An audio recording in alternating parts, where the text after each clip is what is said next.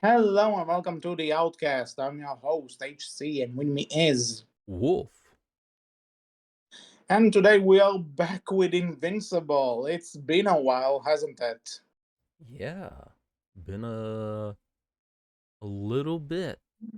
I think I think it will close to 2 years since season one came out, and especially when we did the episode about it. So Hmm. it's been a while, but yeah. So just for recapping this, for those who haven't seen our season one episode, none of us have any experience with the comics. Let's start with that. Yeah.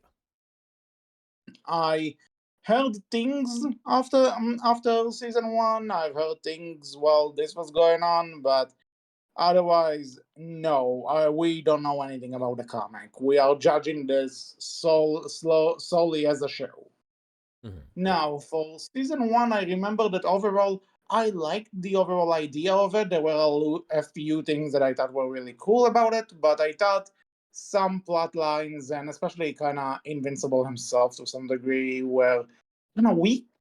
But I liked it overall, but it wasn't as amazing to me as some other people made it out to be. But still a good time. That's fair. If I recall, that was also what you were thinking. Yeah, I liked it and enjoyed it, and I could definitely see the appeal, and it was definitely one of those shows of yeah, this has a lot of potential, but there's some niggling problems that it's like there's a few things like if they work on this, great. If they don't work on this, it'll still be a fine show, but it just be a little bit lesser than what it could have been. But otherwise, Mm. it's good. And now here we are with season two after a long wait and a mid-season break, which caught everyone by surprise. And honestly, I think did a bit of a like. It was good for the animators who had more time, but I think it kind of did the show, some damage in the long run. But Mm. season two has now been completed, and we are here to talk about it. So I'll let you start. What did you think about season two of Invincible? So I feel so bad about this, right? But like again, let me be clear. Number one, before anyone gets mad at me, this is a good show. I did enjoy it, but I I feel bad because I think it's the superhero fatigue, man. It's just kicking in more and more, and it's like I feel like I should be enjoying this show more than what I was, if that makes sense. Because the superhero fatigue has just kind of got to me, and it's just like I'm kind of done with superheroes. Like I'm still Uh, again still enjoyed the show, still had a lot of fun with it, but I feel like I should be enjoying it a little bit more, somewhat more than what I was, and I feel like I'm just not getting into it as much because superheroes. hmm. And well, even as someone who has kind of a superhero fatigue himself, I actually found myself really liking this season. Like, this was such a great way to continue. Oh, There I are agree. so you mean like you think it's a really good season to continue with, but it's the fatigue that kind of takes you out of it a bit because Yeah, it's I think so. that's what it is. It's like it's just the superhero fatigue, just so much of it and so many of them, and I'm trying to like stay away from a lot of it at this point as much as I can. To be Because that honest, way when I I like. like if I hear like, hey, this is really good, go watch this, I don't feel as burnt out on it, right? Mhm. But I get what you mean. Superhero fatigue is something that's kind of here, kind of isn't. And let's say, as someone who was even really trying to keep up with Marvel, even that I can't do this anymore. Like, there's too much, man. There's too much. But overall, I think actually I wasn't even thinking about the fatigue, but that might also be just that besides maybe Spider Verse, I'm kind of out from the superhero genre in particular. Like I haven't really seen any of the other stuff that came out recently, so maybe it's that. But I thought season two was great. I really like this season. But yeah, I agree with you. It is really good. As I said, Mm. I feel like I should have been enjoying it a little bit more than what I was. I feel like I was, just kind of going through it a little bit here or there, and it's like I feel like I personally am not giving the show the credit it deserves. If that makes sense, because I feel Yeah, like it's a lot better than what I feel it is. If that because makes from what it sense. sounds like, because it sounds a bit like you did enjoy this season, Yeah, and absolutely. we'll talk about why and what later when we get to spoilers and everything. But I mean, and but it does sound like you say it's a good season, and you know that the fatigue is not really the show's fault. It's just that there's so much of this recently, and Mhm. especially, mini spoiler, I guess. Like if you read, I guess if you read the comic or know about just the general stuff, this is another multiverse story to a degree, and Mm. this is also kind of starting to burn out people. So I can see that. Everything's doing multiverse now as well. Yeah, that's another thing. Just ugh. I Hmm. get it, but man, Well, either way, but I would still say that if you liked season one, then I think you'll definitely enjoy season two. agreed. That's I think this is the best non-spoilery thing we can say before just diving into it. Yeah, So absolutely. If you've not seen it, go watch it. It is, especially if you've already watched season one. It is definitely worth your time. Like 100%. If you enjoyed it, you'll enjoy this most certainly. yeah, so by all means, go and watch it if you enjoyed season one, and just if you're looking for a good superhero show and you're not fatigued, then I think this is a really good one to watch. Do watch season one, even though I think two is better, definitely, because there are a lot of things you won't understand. But overall, let's just jump into spoilers. If you haven't seen Invincible season two, this is your chance to close the video and come back later. So. Spoilers in 3, 2, 1. Still here? Okay, so you know what? Can we just get a very minor thing out of the way? I just want to talk Mm-hmm. about it. Delve into the big stuff. Mm-hmm.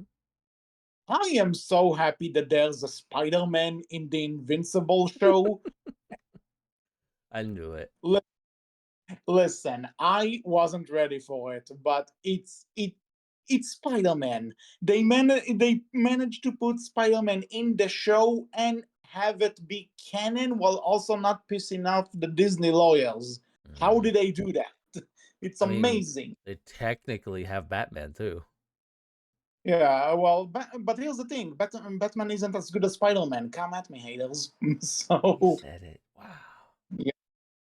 I am wearing it with pride. Spidey is better, but the other thing though is that with Batman, it's just you don't even see anything. You just see the cape, and he goes, "Huh? So you're a man that dresses up as a bat? Isn't the name kind of lazy? It's not really." Oh yeah, like it's It, just because they can't like show anything, right? Because lawyers, but yeah, but again, so the fact that they managed to have a Spider-Man variant, because he's not called Spider-Man, it's called the Spider Agent, and you have Josh Keaton doing the voice, and if you know me, you know that Josh Keaton is in my top three favorite voice actors to play Spider-Man. He is one of my faves. And then the fact that he's also referencing, I've been through a lot of multiverse shenanigans recently. So like you can totally say this guy in oh like yeah, in the Spider Verse lobby and everything, right? yeah. This is totally a variant of this is canon to the Spider I Verse. mean, It's technically, amazing. yeah. You can't like say it's not, I guess, because of Hmm. multiverse. Yeah, and again because he mentions that and with the Spider Verse movies and No Way Home and everything, it's it works. You could totally say that this is just a Spider Man that is just around somewhere. So yeah, I got my fanboying out of the way. It was just something I Mm-hmm, really wanted to mm-hmm. talk about. No fair. Now now to the actual show. So what would you say was your favorite moment in this season? Like, what grabbed you the Oh most wow. out? Um. Hmm. There is a lot, I know. Yeah, there's a lot of like good moments in this one. Mhm. You know what? I'll kind of start because this is something that I might say is my favorite, but it's not necessarily. It's a I can point out maybe some flaws in how it was handled, but I think the Armstrong villain, I loved him. I Mm, thought he was great. And on the one hand, it's kind of like, okay, we're doing the multiverse again. Let's go. Invincible has gone the Invincible. The Invincible has gone the Invincible route. Yes, English. I know it. I promise. But um, Invincible has played the multiverse card. Oh boy, here we go. Let's do this. But for one, it's only this villain that can do it. And two, I enjoyed the idea that it, you could nitpick this to hell and back, right? But I mm, enjoy the idea that in every other universe where Mark is alive, he ends up joining Nolan. Like the Invincible that we are following is the only one who didn't. And so, for one, that's already an interesting multiverse story to me because we are following the odd one out. We are following the 1% who is not like his other counterparts. That's already something that's a bit different to multiverse stories. mm.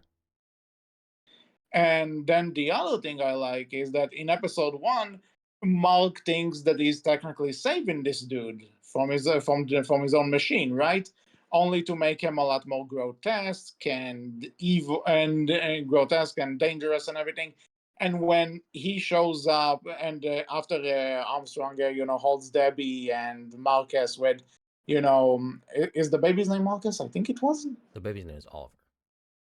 Oliver. Why did I think Marcus?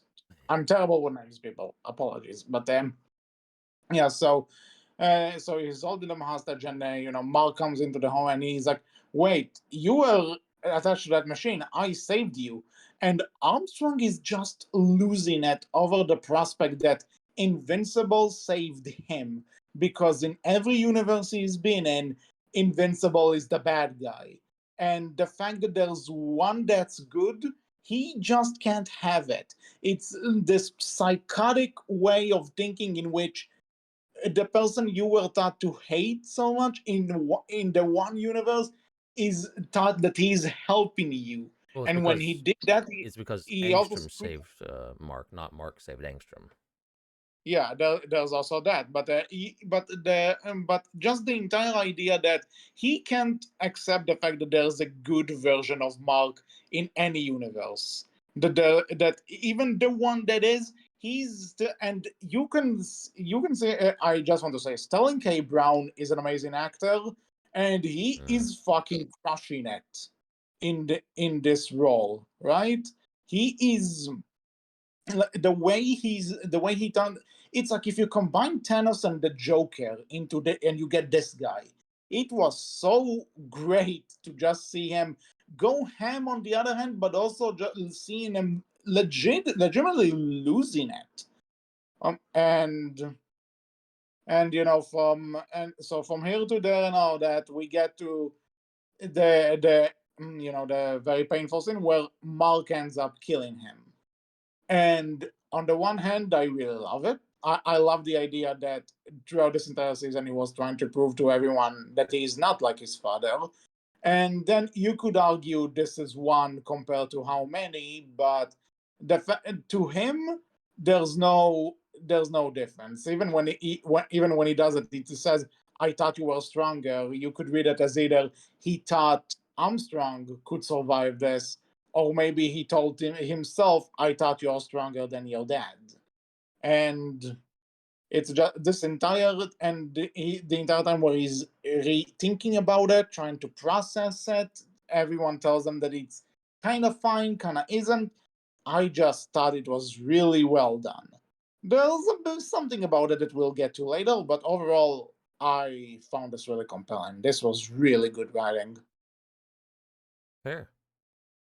So I think my favorite moment would have Hmm. to be uh Yeah. where was it? Yeah. Would have to be Rick and Donald's talk up on the roof when Rick was, thinking about Oh jumping yeah. and everything. Yeah, that one. Yeah, especially with Donald, his arc was also really chilling, but Mm. it reached the peak with yeah with that scene. I agree. Yep, I think that was one of my more favorite moments. It'd be between that and Mark and Nolan's reunion this season would probably it'd be between one of those two. hmm Yeah, the when Mark goes to the planet and sees Nolan again, that I think that's one of my favorite parts in this season.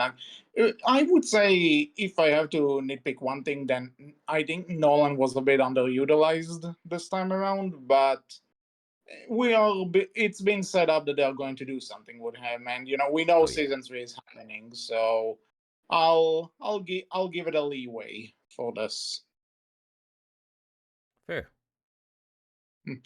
Let me think if there's anything else. I'm actually kind of curious. What did you think about Debbie this season?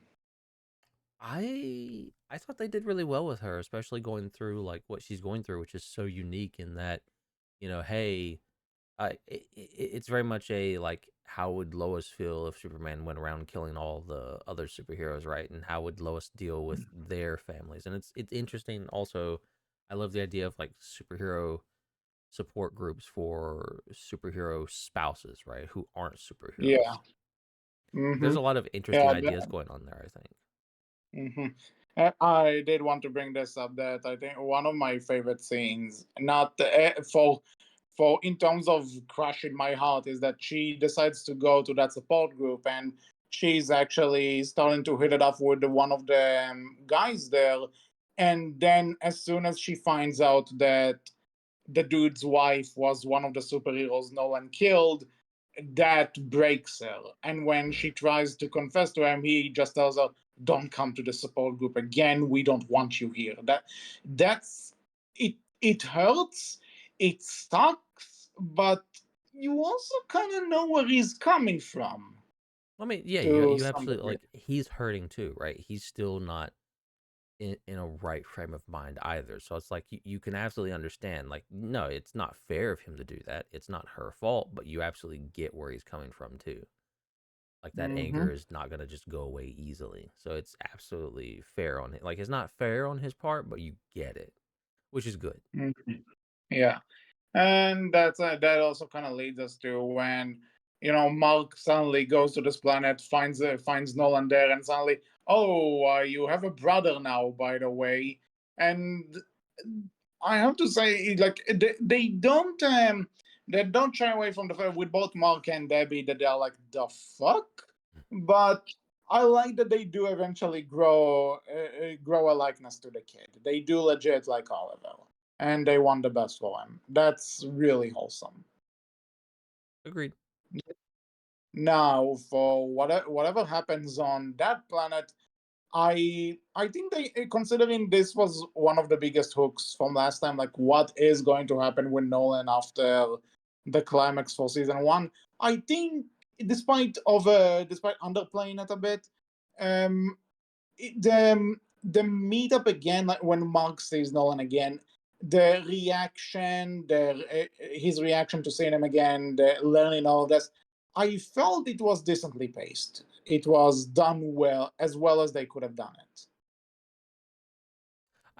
I mean, what I liked most about it, right, is you can still tell that Nolan's still not a great dad as well. Because like the first Oh yeah. moment you see is like Nolan and Mark both like clenching their fists and everything, and it looks like they're both ready for a fight. And then Mark goes in and just hugs him, and Nolan's still ready to fight.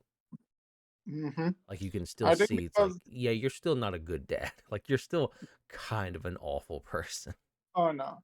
Oh, the thing is though, I feel like the reason that he's ready for a fight is because suppose he probably knows that Mark would probably punch first instead of instead of actually trying Yeah, to talk him out. I think he was just ready for it, it because he knows he instead of deserves it. accepting that though, you definitely walk away with the feeling of no, no, he would have hit back. Like he wouldn't have accepted that Yeah. and be like, no, that's fair. He would have hit back, even though hmm he deserves to get hit. He would have still hit Mark back, which.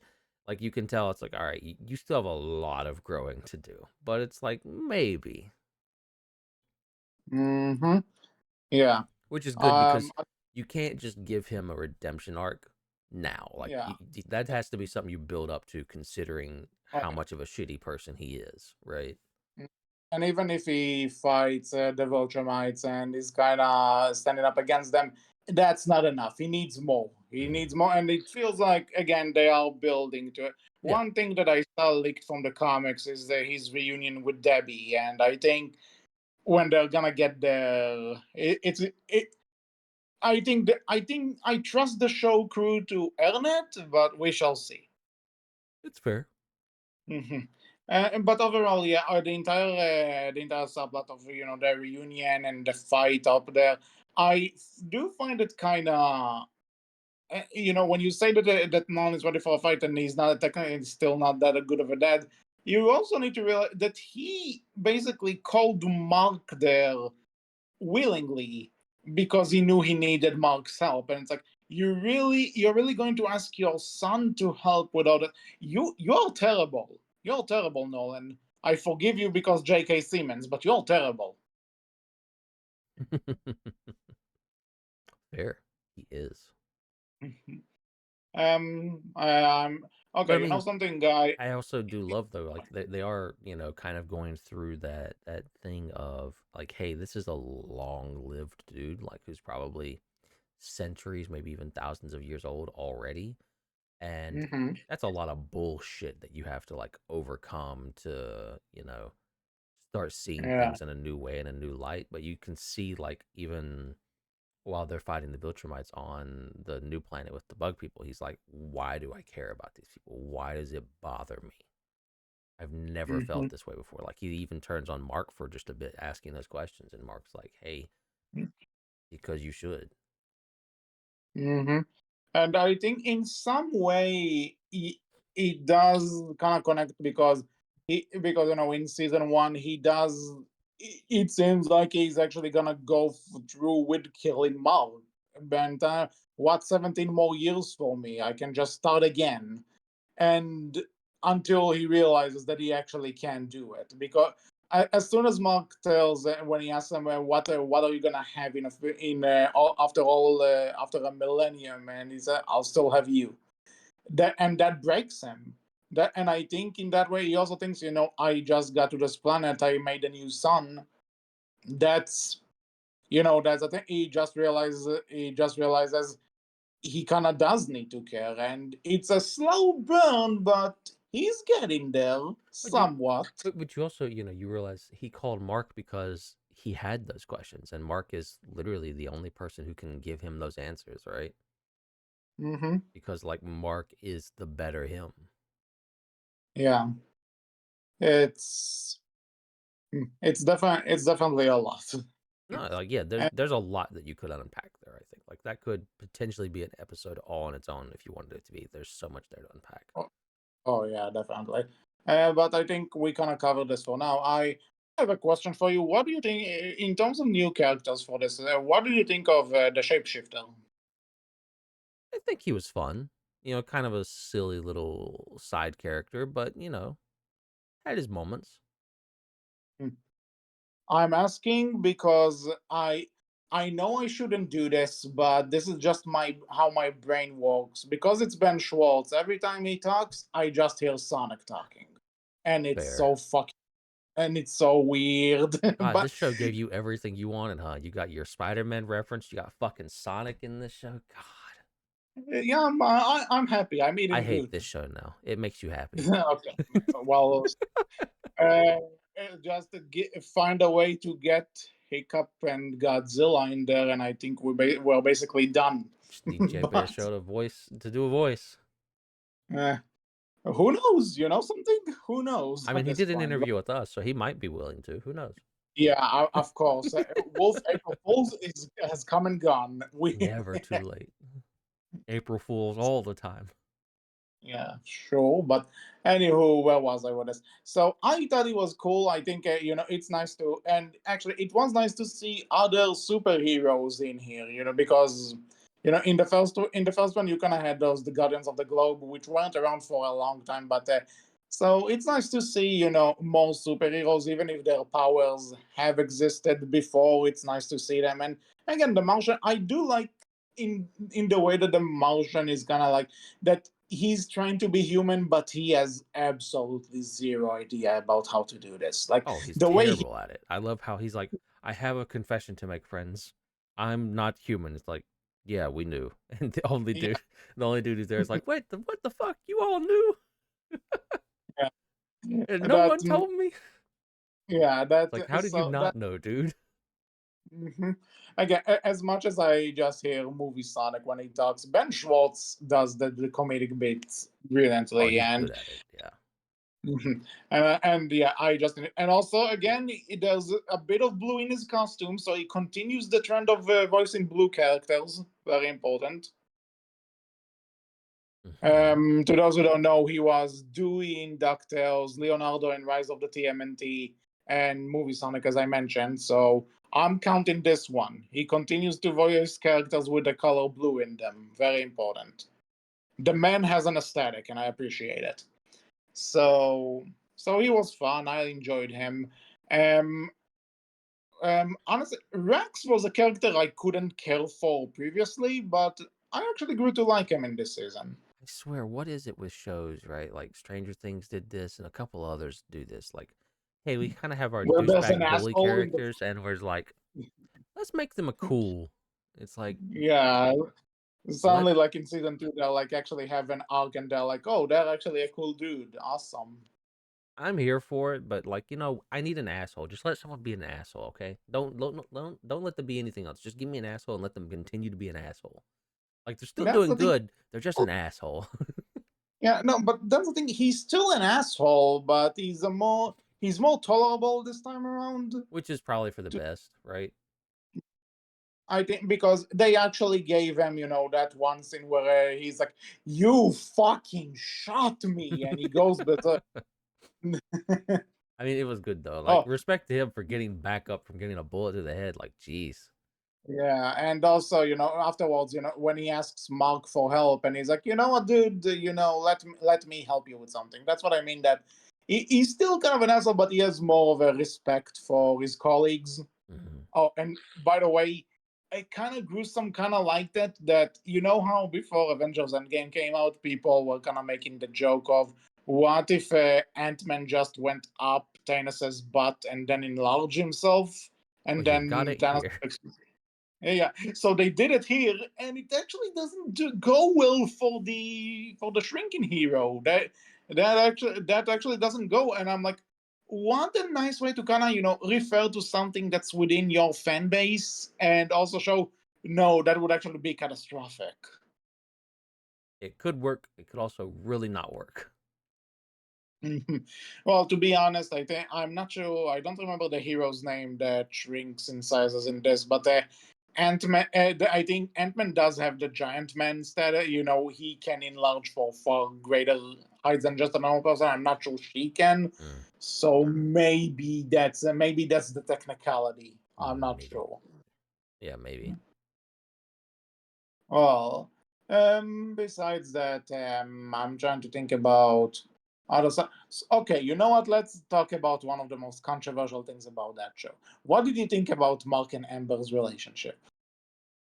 I thought I didn't. I understand a lot of people disliked it last season, like they had issues with it, and some of it I understood. Some of it I thought was a little bit overblown.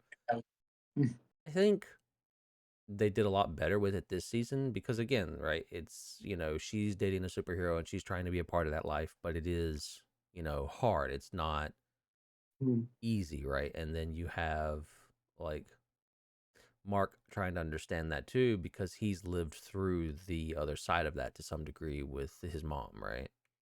And Yeah, his dad. So like he gets it and he doesn't want to do the same thing to Amber, but and like I love that she also admits like, hey, I don't want to feel like an asshole for wanting his time because he's saving lives and saving the world, and that's a mhm, really good thing. But yeah, I am like a little bit upset that he's not spending more time with me. But at the same because time, it's I also can't say seems, that because I'd be an mhm, asshole. It's yeah, like because it's it also honestly really seems. good. Yeah, I like also that it seems like because she does bring up a good point that Cecil is kind of overwalking Mark too. That's why, like, even if he has the Guardians, it's just like Mark, I need you. Mark, I need you, Mark, I need you, and it's like, yeah, you're saving lives, but also like you can you kind of feel for her that she does maybe want this one day, the one night off for him to be with her and all of that. And it's I think it was a compelling drama because last season I fucking hated Amber, if you recall. I remember Mm. what killed her for me was that when he tells her that he's invincible and she's like, oh yeah, I know, and I'm still mad at you. And it's like, bitch, what? It's like it's almost like they soft rebooted her. You know what I mean? I mean, like I said, like I was okay with that to some degree because it's like he was lying. I get it. Like and I kind of took it as like it's misplaced anger. I understand it. I get it. I don't think it's right, but I get it, right? But I don't know. here, yeah, That, I agree with you. I think her plight, like her and Mark's, issues are way better. Like it's way better realized and it's way better done because it is yeah, coming they from the situation of like, hey, I realize I shouldn't be angry with him and I don't want to be angry with him, but I am kind of angry. And it's very much a jealousy thing. Like, he's spending all this time doing these other things and not with me, but it's like, again, I can't say anything because that's awful of me to do and say, but mhm, I still feel that way. And Mark not wanting her to feel that way as well, but it's like he also gets like, I'm doing good, but I'm still hurting her, and that's not fair to her. It's like I loved how they did that. Especially yeah, when Mark goes to talk with I forget his name, but the old costume maker dude, right? And yeah, while Amber is talking to Eve, and both of them just kind of running them through like, hey, you need to be talking to each other, not us. yeah, definitely. With Eve, there is something that I'm kind of iffy about, but we'll get to this in a bit. So I think if most people wanted this relationship to end. And at first, I was kind of like, you know what? I actually enjoyed our interactions at the start of the season. So maybe I don't want them to break up. But then when they do, and they also delve into the, like you said, into the entire problem of sometimes she also needs Mark for herself, and she knows that she'd be a horrible person to ask that when he's saving lives. And then they do go to this dinner, and suddenly this Viltrumite lady just shows up and threatens to kill Amber. And it's like, and this seems to be like the straw that breaks the camel's back for both of them because she wants to live, and he knows that he can't put her in danger. Mm. And I felt their breakup was But she also a doesn't good, want to be the thing that gets him hurt or killed, right? Because yeah. she puts him in danger. So it's like Mhm. fair. So again, it just felt like a legit, honest, and well thought out conversation that they had when they decided to break it up. That's and it does kind of like, okay, obviously this is another thing that I kind of knew. I know in the comics that he eventually ends up with Eve. That's one thing that I've seen people talk about all the time. So I figured that this was gonna happen. If not this season, then the next. But it happened this season. Now, what kind of bothers me about this is that only an episode after the breakup, they already start teasing the Mark and Eve pairing, which fair enough. It's if it's going to be the end game, then I'm okay with it. I think she's a better match for him, but also too early, especially when Amber confides in her, and then they do the "I actually always loved you," and I'm like, it makes the conversation feel less honest. There, you get me? Yeah, I mean, technically, it's not that Eve, right? It's an Eve 20 years in the future. But the fact that she goes, I've always loved you, that means that when Amber is talking to her about this, Eve has feelings for Mark, and she did kind of try to sway it in her direction. Well, again, multiverse and time travel bullshit. Technically, she at that point hadn't realized she had feelings, quote unquote. So she But wasn't trying to, unless she was doing so I, subconsciously.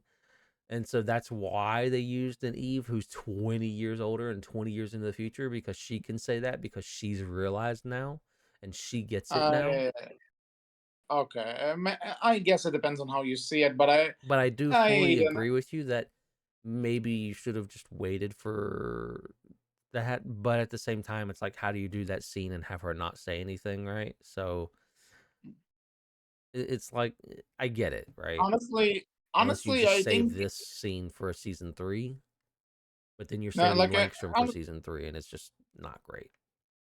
no, I don't know. I feel maybe one more rewrite or something. It felt off to me in a way. Like That's fair. again, they don't jump into the relationship right away, mind you. It seems like that they both want to take their time, and that Monk isn't even ready for it. But I don't know. That felt a bit weird to me, but we shall see. That's fair. I do wonder if they're gonna. Do you think they're gonna keep Amber around if she's out? I What would they do with her? I mean, you might see her from time to time, but I'm not sure what they would do with her anymore. To be Yeah, honest, I and kind of have other the same than, thought. I guess, Mark going to talk to her sometimes, or her Mhm. talking with Eve, or her talking with, or her being with Mark's other friend, right? And Yeah, them being together, but I'm not sure what they would do with her otherwise. yeah. Well, regardless of the fact, regardless of the fact, I think there's something to do with it. It's just I'm not sure what. It's Not fair. yet. No, fair, fair. I'm sure they could, I'm sure like they have more ideas than I could ever come up with, right? I'm not a professional writer by any means. But Uh, as it the stands other, right now, from what I know of the story, I so far I don't see anything they could do with her as of yet, other than Mhm. maybe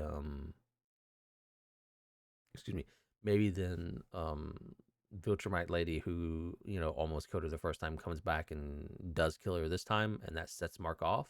But Mhm. We shall see, I suppose, because there is another season. I'm just not sure what. You know something? If you've read the comics, mind telling us how big of a role she has after after she and Mark break up? I'm interested. Anywho, get down in the um, comments below. yeah. So back to some of the other stuff that we might have not talked about. Let me think. Oh, what did you think about the Seth Rogen guy? Seth Rogen guy, which one was he? The alien with the one eye that Oh, Alan. communicate Yeah, with yeah. I thought I Alan. enjoyed his little story and what they're doing with him. Yeah, I just love that at some point you just I kind of love that we're see his own expanding on all the show. characters. Oh yeah, his own show. Yeah, that we kind of get his own show, like we get his title card and everything, and he just goes, and he's just a chill dude, and like it's stuff like this which kind of pisses me because when the Mario movie came out, he was kind of saying, "Oh, guys, there's this thing, I told him right away, if you want me to do voiceover work, it's just going to be my voice. I can't really change it." And then like you can tell it's him, but it's also like he does change it a little bit, and it's actually a pretty good voice. Like I enjoyed his performance in this, Yeah, and then again, he's also a producer, so obviously he'd find the role to cast himself as. But I don't mind that. Yeah, he did great, and I want for season three. I want to see him and Nolan bonding because I understood that this is something that are gonna happen. I want to see them bonding in prison and maybe doing an escape scene together. I want to see that. I want to see how that will go agreed. because that's all. I mean, Alan the Alien definitely seems like the right kind of character for Seth, right? Because Mhm. it's just like it fits him to a T. Alan's kind of, a bit of a Yeah, like goofball, and a bit of like, he's not like the brightest bulb. He makes mistakes, and he's a little bit like he's bad with directions, stuff like that. But he the does have question, his moments of being clever and smart, and and it yet he feels very never does laid it. back. I am also he doesn't do. He doesn't do the Seth Rogen laugh. Actually, now that I'm thinking about it. Not yet. Not it, but it's a thing that's so and that's so recognizable with him. I'm like, huh. Well, other than that, let me think if there's anything else. Do you have anything you want to talk about? Hmm, excuse me. Yeah. What about the hey, we're the animators. Let's make an animation joke in the middle of our animation show. I was about to get to it, and I am willing to bet that there's some sort of commentary here. Oh, there's a lot of commentary here, right? But Yeah. Okay, I'm not sure. I want to say this was probably recorded and written long before this happened, but I've actually seen people that, for the record, have you seen this? As it was coming out, or have you binged it in I binged it, preparation? binged it Okay. all in one go, which Mhm. again, actually really enjoyed binging it. So like, I think that says something too. Again, I come back to I think it's just a little bit of that superhero fatigue, but Mhm. like I still binged And this in one go and very much enjoyed it. yeah, and it also it kind of connects to something I want to say. I was watching it as new episodes were dropping, and like every time an episode ends, it's like that. Oh, damn it! I want more. So every time a show can do that, that's great. Yeah, But the one thing I do want to say, so maybe you've heard, I did mention it briefly earlier, that between episodes 4 and 5 there was a hiatus. Like there was a break of couple like months, right? 5 months. I want to say, I don't remember specifically, but it was quite the break. Let's say that it was quite the break, and with all that happening, there was I've seen people who were apparently mad that this is what happens when you give animators a fair treatment, and I'm like, who the What? fuck are you? Why would you write something so stupid? What? Yeah. Like again, it's just a little. I mean, I don't even think this has anything to do with the strike. This is just right. Them just having a laugh and saying, "Hey, animation's not easy. It is kind of hard, and here's some of the things No, we do to For the save record, money and stuff like no, that." for the record, I don't think with animation and film, I don't think that's a thing with the strike, right?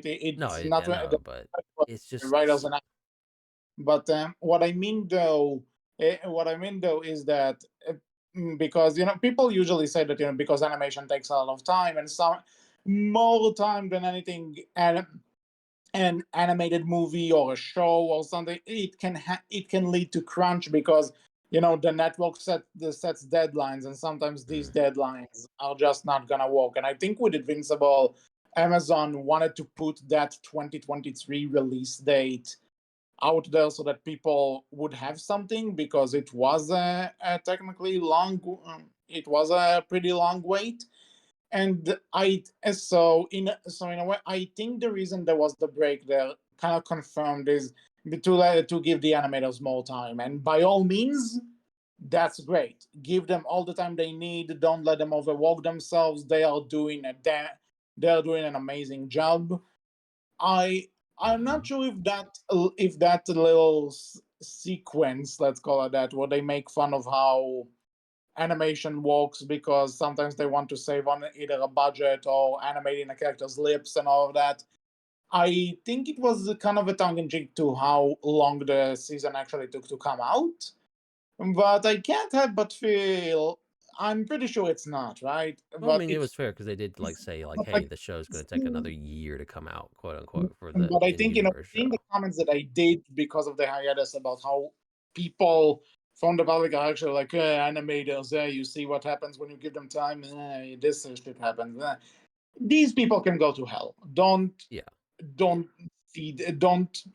don't give them any sort of attention. But I don't know. I thought it was kind of funny until I figured, is this supposed to be like a meta thing about the people are like, where is it? Where is it? Because it's like, why just ignore the assholes? I don't think it was.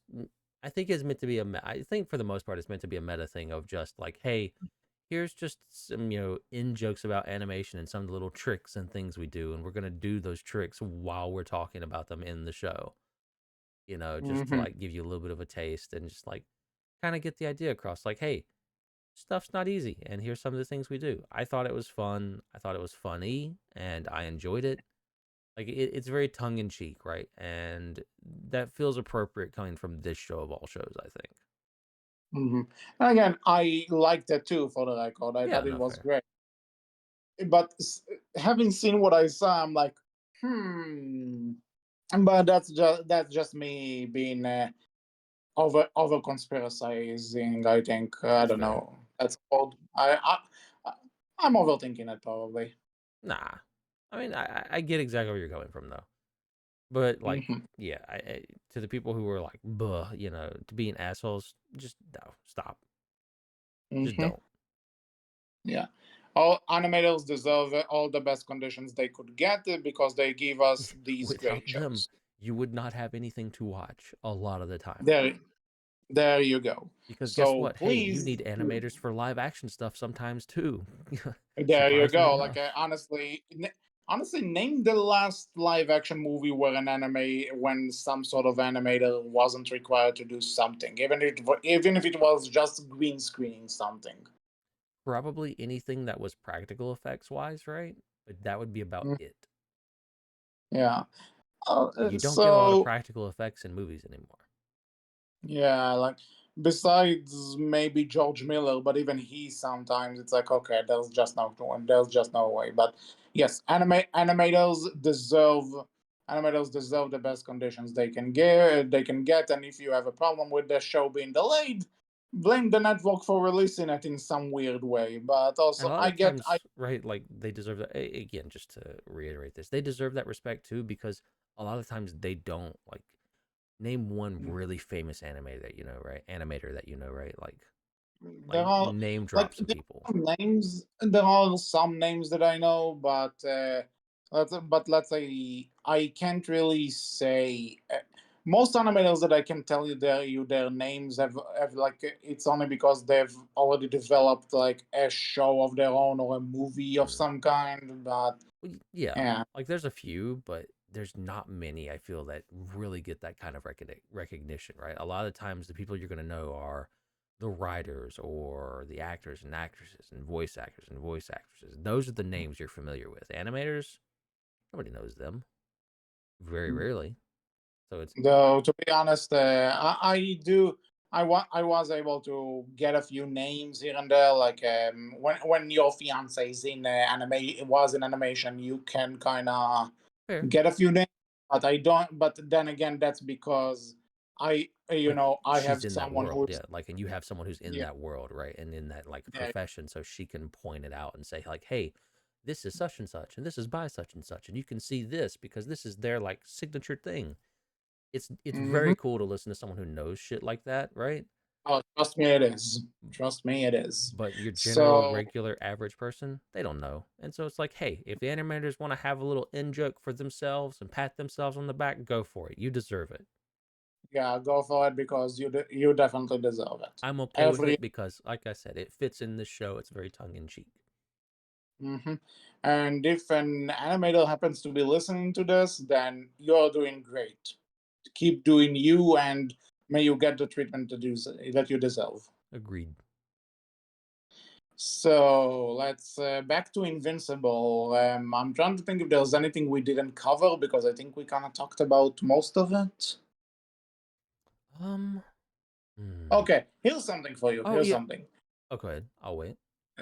So there's the point where after the Voldemorts take Nolan away, he tells Mark, read my book," and then Mark actually finds the books, and he's like, "Wait a minute, he's leaving in clues about how to defeat the Voldemorts," and I'm like, "Wait, he didn't know that he was gonna turn." So why would he write a book with all the hints to do it? Yeah, that I may, maybe it's gonna be explained, but I don't know. I am it's weird. it's a little odd. Other than like maybe he did it as as like this is just my frame of reference. These are the only things I know that might be able to hurt me. Maybe they don't hurt me. I don't know for sure, right? Hmm. But he's like, oh, well, I did write that. There's answers there. Hey, Mark, go read that shit. There's answers there for you. Yeah, that's maybe it's something I just need to wait for the answer, or maybe Yeah, I. But like I do when give that you though. came, It I'm like, was I'm like, weird. yeah. But again, it's just one of those things that it's just kind of interesting to think about. It's not. It doesn't necessarily destroy anything. Just, huh? Okay. Well, so you have anything? Yeah, I was gonna say I was a little disappointed with the Immortal and Kate story. Yeah, that's actually one that the model in general is just kind of a character that's there for me. Yeah, I no don't fair. really care But for it him. felt like they were setting up this whole thing of like, hey, it sucks to die over and over and over and over again. And it's like, yeah, I'm sure it would. Like there's some interesting stuff you could talk about and do there. But it feels like that was just way too much of a story to like do with everything else you have going on in this season, right? So it feels Mhm. it's a little disappointing that we didn't get more on that. But at the same time, I feel Yeah, like that's something you probably could have saved for a different season. Maybe depending somehow you could have done that because it feels like it's a that really was a interesting idea, but just way too much. when I saw her first, I'm like, oh, okay. I thought like this is kind of a cool idea, and then yeah, like you said, they just gonna cut away from it, and it's also in the final episode of the season, Mhm. so there's not much time to really think of it. It's just like, oh, okay, she's alive, yay! I'm interested, but I think I guess this is a plot that I want to see where this is going, or is it just is it just like a thing that they could do there? Yay, she's back, and then what? She's gonna split up again and have just an extra copy somewhere. Hmm. So I don't. We'll see. We'll see where this goes. But Yeah. honestly, is there anything else to say? Because I think we covered everything. Yeah, I I think think. we've, about, here there kind of jumped around somewhat covering stuff. If you want to get all the Mhm. details and go through other stuff we didn't cover, then go watch the show. Yeah, But I think basically. we should ask like the final question. Anything you're looking forward to for season 3? Well, Whenever we do obviously, get it? I want to see like Alan and Nolan and what they have in plan to escape the Viltrumites. Hmm. There's I want to see more of Mark, actually having to come to terms with the fact that he had killed, he can kill, Hmm. and kind of if this is going to be the trigger for him that he realizes he can do this, what's stopping him with other villains, or or even because the one thing he would never, even when he was fighting that Viltrumite lady, he would never kill, even though she was pushing him to do it, and she knows he can, but he didn't. Now he knows that he can. Would he actually start going with it? And would it actually, not necessarily that he turns to his father's side, to the Viltrumite side, but does that actually going to affect how he's approaching situations? I'm interested in that. Um, there's a lot that I want to see with that. I want to see Debbie and Oliver and what's gonna happen to them. Um, I just want to see where the each one of these characters is gonna end up. I'm not sure if season 3 is gonna be the final season, but No way. Yeah, I right. I'm definitely interested in the few plot points that they have put together. You covered it all. I can't say anything different. So yeah, I agree with you. Yeah. Well, sometimes I think that's sometimes about talking about good shows. Hmm. It's how to explain why they're good. You can just say it's great and talk about it for a bit, but it's not like with something that you have a problem and you can actually dissect it. So, but sometimes a short podcast is the good one. There's definitely something to take away from this. I want to hope I mean, we still got our maybe. regular time in, more or less. Yeah. So, with that said, then this is it for this episode of the Outcast. We hope you enjoyed it. What did you think about Invincible season 2? What are you looking forward to in season 3? Have you read the comics and know something we don't, and you're just listening to us talking about the future, and you're like, I know when I can say. Tell us about it in the comment section below, on our Twitter, which is Berkcast with capital B, capital C, and on our Tumblr, which is Berkcast Team. Hmm. So until the next episode, I was HC. I was Wolf. And we will see you all next time. Take care. Bye bye.